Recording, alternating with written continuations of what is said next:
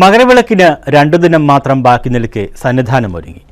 മകരവിളക്കിന് ശബരിമലയിൽ ക്രമീകരണങ്ങൾ പൂർത്തിയായി. മകരജ്യോതി ദർശനത്തിനെത്തുന്ന 1.5 ലക്ഷത്തിലധികം പേർക്ക് അന്നദാനത്തിന് പുറമെ സൗജന്യ ഭക്ഷണം നൽകും.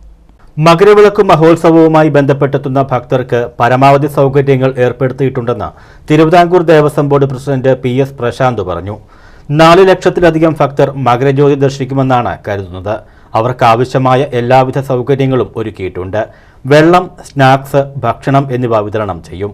ഈ വർഷം സന്നിധാനത്തും പാണ്ടിത്താവളത്തും പരിസരത്തുമായി മകരജ്യോതി ദർശനത്തിനായി എത്തുന്ന 1.5 ലക്ഷത്തിലധികം പേർക്ക് ജനുവരി 14, 15 തീയതികളിൽ സൗജന്യമായി ഭക്ഷണം വിതരണം ചെയ്യാൻ ദേവസ്വം ബോർഡ് തീരുമാനിച്ചിട്ടുണ്ട്. കഴിഞ്ഞ 60 ദിവസമായി അന്നദാനം നൽകുന്നുണ്ട്. അന്നദാനത്തിന് പുറമെയാണ് ഭക്ഷണം വിതരണം ചെയ്യുന്നത്. പരമാവധി 10 പോയിന്റുകളിൽ മകരജ്യോതി ദർശനത്തിനുള്ള സംവിധാനമുണ്ടാകും. ഇവിടങ്ങളിലേക്ക് ആവശ്യമായ സുരക്ഷാ വേലികൾ, പ്രകാശ ക്രമീകരണം എന്നിവ സജ്ജമാക്കും. ജനുവരി 15-നാണ് മകരവിളക്ക്. വളരെയധികം സൗകര്യങ്ങളാണ് സർക്കാരും ദേവസ്വം ബോർഡും ഒരുക്കിയിട്ടുള്ളത്. അന്നേ ദിവസം വൈകിട്ട് 5-നാണ് നട തുറക്കുന്നത്. 5:15 തിരുവാഭരണ ഘോഷയാത്രയെ സ്വീകരിക്കുവാനായി ശരംകുത്തിയിലേക്ക് ദേവസ്വം ബോർഡ് അധികാരികൾ പോകും. തുടർന്ന് കൊടിമരച്ചുവട്ടിൽ മന്ത്രിയുടെ നേതൃത്വത്തിൽ തിരുവാഭരണ ഘോഷയാത്രയെ സ്വീകരിക്കും. തുടർന്ന് തിരുവാഭരണങ്ങൾ ദീപാരാധനയിലേക്ക് ആനയിക്കും. ദീപാരാധനയോട് അനുബന്ധിച്ചാണ് ജ്യോതി തെളിയിക്കുക.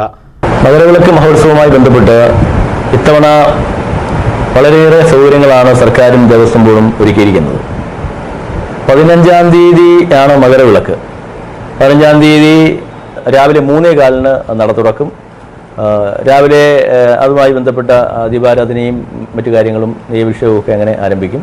9 മണിക്ക് 15-ാം തീയതി രാവിലെ 9 മണിക്കാണ് ഹരിവരാസന അവാർഡ് ബഹുമാനപ്പെട്ട ദേവസ്വം വകുപ്പ് മന്ത്രി ശ്രീ K. രാധാകൃഷ്ണൻ നിർവഹിക്കുന്നത്. വൈകുന്നേരം 5 മണിക്കാണ് വീണ്ടും നട തുറക്കുന്നത്.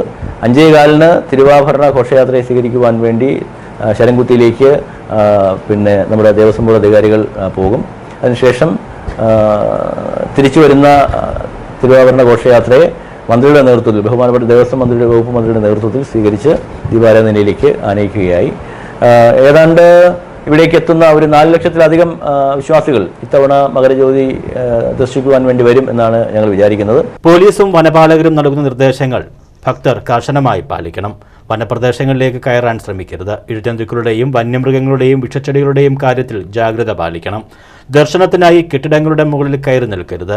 ദർശനത്തിനായി ക്രമീകരിച്ചിരിക്കുന്ന 10 പോയിന്റുകളിൽ നിന്ന് സുഗമമായി ദർശനം നടത്തണമെന്നും അദ്ദേഹം പറഞ്ഞു. പ്രസിഡന്റിന്റെ നേതൃത്വത്തിൽ ഉദ്യോഗസ്ഥരുടെയും ദേവസ്വം ബോർഡ് അധികൃതരുടെയും സംഘം മകരജ്യോതി വ്യൂ പോയിന്റുകളിൽ സന്ദർശനം നടത്തി ക്രമീകരണങ്ങളും വിലയിരുത്തി. മകരജ്യോതി ദർശനത്തിന് ഏറ്റവും അധികം പേർ തമ്പടിക്കുന്ന പാണ്ടിത്താവളം സന്ദർശിച്ച് ഒരുക്കങ്ങൾ നേരിൽ കണ്ടു. ജ്യോതി ദർശനത്തിനായി തമ്പടിക്കുന്നവരുടെ സുരക്ഷ ഉറപ്പാക്കുന്നതിനുള്ള നടപടികൾ സ്വീകരിച്ചിട്ടുണ്ട്. News bureau, Sannidhanam.